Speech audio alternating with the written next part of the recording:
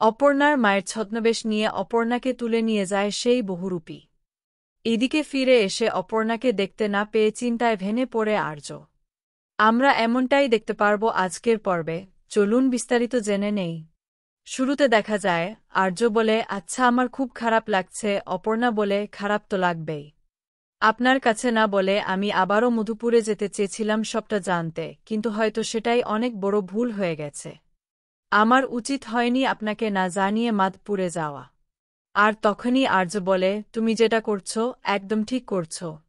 এদিকে কিঙ্কর খোঁজ না পেয়ে অস্থির হয়ে উঠেছে, বলে কোথায় গেল আর্য, কোথায় গেল? অপর্ণা তাকে কেন কোথাও খুঁজে পাচ্ছি না। আমি দায়িত্ব নিয়েছিলাম আজকে সবাইকে ভালো রাখব, আর এখন আমি একজনকেও খুঁজে পাচ্ছি না। আচ্ছা, যেখানে আর্য অজ্ঞান হয়ে পড়েছিল সেখান থেকেই আবার শুরু করব, সেই জায়গা থেকেই আবার খুঁজব। ওদিকে আর যদি বাড়িতে পুজোর আয়োজন চলছে, মানুষে ভরে গেছে পুরো বাড়ি। প্রদীপ জানাচ্ছে, অর্ককে বলছে, অর্ক তুমি ওভাবে দাঁড়িয়ে আছো কেন? এসো আমরা প্রদীপ জ্বালিয়ে সকল অন্ধকারকে দূর করে দিই। অর্ক বলে, তোমার কি মনে হয় এইসব করলে দাদা ফিরে আসবে? তুমি এসব করতে কিভাবে পারছ? তুমি কি দাদার কথা একবারও ভাবছ না? দাদার কথা কি তোমার একবারও মনে পড়ছে না? আমার দাদা কোথায় আছে, কি করছে, আমরা কিছুই জানতে পারছি না। আমি পারব না এসব করতে। আর তখনই আর জন্মায়, সে বলে, মানছি, যা বলেছে ঠিক বলেছে, যা অর্ক প্রদীপ জ্বালাও। এরপর জয়ের কথা শুনে অর্ক আসে প্রদীপ জ্বালাতে। এদিকে অর্কও বলে, মা তুমি বিশ্বাস করো যে প্রদীপ জ্বালালে আবার দাদা ফিরে আসবে? আর্যর মা বলে, হ্যাঁ আমি বিশ্বাস করি। কালকেই তো খালি পুজো, আমার মনে হয় সকল অন্ধকার দূর করে একদিন আলো আসবেই, আসতে হবে। যাও তুমি প্রদীপটা জ্বালাও। অর্ক কিছুতেই প্রদীপ জ্বালাতে পারছে না, বারবার করে হাত কাঁপতে থাকে। আর তখনই আর্যর মা বলে, না তোমাকে প্রদীপ জ্বালাতে হবেই। মানছি বলে, মা পারছে না অর্ক, আমি জানিয়ে দিচ্ছি। আর মা বলে, না ওকে জ্বালাতে হবেই প্রদীপটা, আর ও পারবেও। এরপরও চেষ্টা করতে থাকে, আর মা বলে, তুমি প্রদীপ জ্বালালেই আর্য আর অপর্ণা ফিরে আসবে। যা শুনে চমকে ওঠে অর্ক। মানছি বলে, আর্য না আসে তাহলে অর্ক ভালো থাকবে না, সেটা খুব ভালো করেই বুঝতে পেরেছি। ওদিকে আজও অপর্ণাকে বলে, না অপর্ণা, তুমি খারাপ কিছু করনি, তুমি তো সত্যিটা জানার চেষ্টা করেছিলে।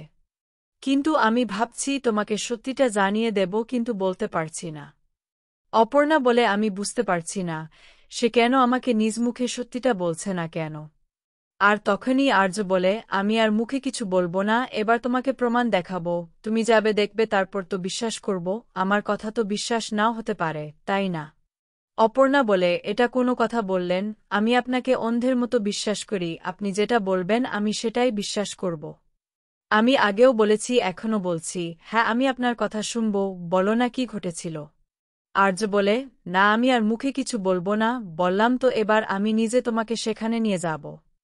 অপর্ণা বলে, না আমার জানার ইচ্ছে নেই, আমি আপনার কাছে জানতে চাই, আর আপনাকে না জানিয়ে বা আপনার সঙ্গে আমি সেখানে যেতে চাই না। যদি সত্যিটা বলতে হয় আপনি আমাকে বলুন। আর্য বলে, বলবো, সবটা যদি উল্টে যায়, তুমি যদি আমার থেকে দূরে সরে যাও তারপর? অপর্ণা বলে, না আপনি ভুল ভাবছেন, আপনার থেকে আমি কখনোই দূরে সরে যাব না।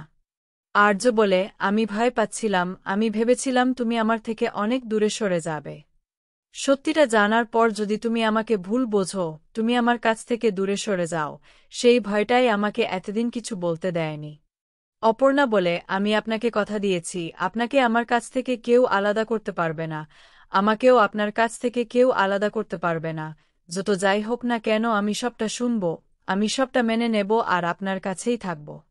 আর্য বলেন, তুমি আমাকে একটা বিশ্বাস করো?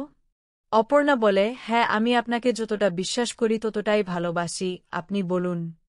আর্য বলে, আমার মনে হচ্ছে তুমি আমার কাছ থেকে অনেক দূরে হারিয়ে যাবে না তো?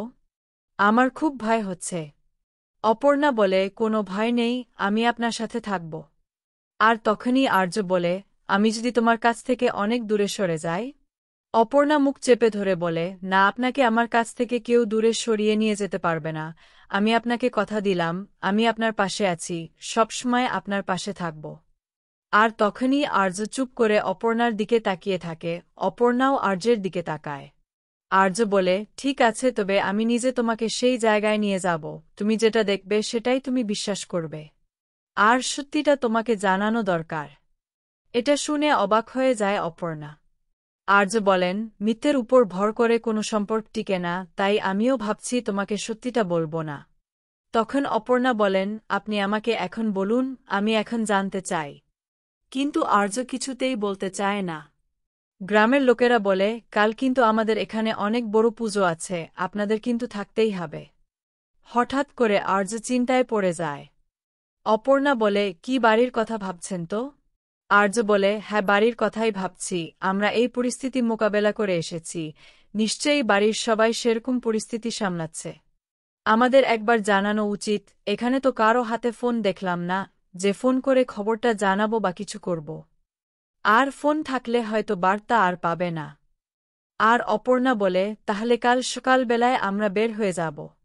আর তখনই আর্য বলে, কাউকে কিছু না বলেই চলে যাবে অপর্ণা? উনারা এত আশা করেছিল আমাদের এখানে রাখব বলে, আর তুমি এমনি করে চলে যাবে? তখন অপর্ণা বলেন, তাহলে আর কি করার, পুজো শেষ হোক, তারপরই না হয়ে যাব। তখনই আর্য খুশি হয়ে যায়। ওদিকে অপর্ণার বাবা মা অপর্ণার জন্য চিন্তা করছে, পুজো শেষ হলে যদি অপর্ণা ফিরে আসে সেই আশায় রয়েছে। এদিকে মেঘরাজকে কেউ হাত পা বেঁধে চেয়ারের সঙ্গে কারেন্টের শক দিচ্ছে। মেঘরাজ চিৎকার করে বলে ওঠে, অপর্ণাকে যা বলার আমি বলে দিয়েছি, আমি বলেছি তো আমি আর কিছু জানি না, ওরা কোথায় আছে কি করছে, বিশ্বাস করো আমি কিছুই জানি না। তবে অপর্ণাকে আমি যা বলেছি, আমার মনে হচ্ছে অপর্ণা মাধপুরে যাবে। তুমি অপর্ণাকে হয়তো মাধপুরে পেয়ে যাবে, যদি অপর্ণা নিজের বাড়িতে না থাকে তবে সেখানেই যাবে। আমি ওকে এটাই বলেছি। এইদিকে খোঁজাখুঁজি চলছে, কিন্তু কোথাও পাচ্ছে না। আগের জায়গাতেও খুঁজে পেয়ে ব্যর্থ হচ্ছে। তখন কিছু লোক বলে, এখানে অনেক ঝোড়ো হাওয়া হয়েছিল, বাতাস বৃষ্টি হয়েছিল, হয়তো অনেক মানুষ এই জলে ভেসে গিয়েছে। এটা শুনে কিঙ্কর বলে, তাহলে আশেপাশের গ্রামে কি পাওয়া যাবে? লোকেরা বলে, খুঁজে দেখতে পারেন। এরপর সকাল হতেই গ্রামে পুজোর আয়োজন চলছে। অপর্ণা নিজে থেকেই পুজোর কাজ করছে, গ্রামের লোকেরা খুব খুশি। তারা আজ অপর্ণাকে উপহার দিবে। তখন সাহেব বলেন, আপনারা আমাদের গ্রামে এসেছেন, তাই আমাদের তরফ থেকে আপনাদের জন্য কিছু উপহার রয়েছে, চলুন এই বলে আপনাকে নিয়ে যায়। নতুন নতুন কাপড় উপহার দেওয়া হয়, অপর্ণা সেই কাপড় পরে একে অপরের দিকে তাকিয়ে থাকে। এরপর সাহেবরা আর্যকে কোথাও একটা জায়গায় নিয়ে যেতে থাকে। এদিকে অপর্ণা পুজোর কাজ করছে, তখনই এক মহিলা অপর্ণার মায়ের ছদ্মবেশে আসে, একদম দেখতে অপর্ণার মায়ের মতো। অপর্ণা দেখে অবাক হয়ে বলে, মা তুমি এখানে? অপর্ণার মা বলে, আমি তোকে নিতে এসেছি রে, তোর বাবার অনেক বড় বিপদ, তুই এক্ষুনি আমার সঙ্গে যাবি, চল। আজকে এই পর্যন্তই। আপডেট পেতে চ্যানেলটি সাবস্ক্রাইব করে রাখুন।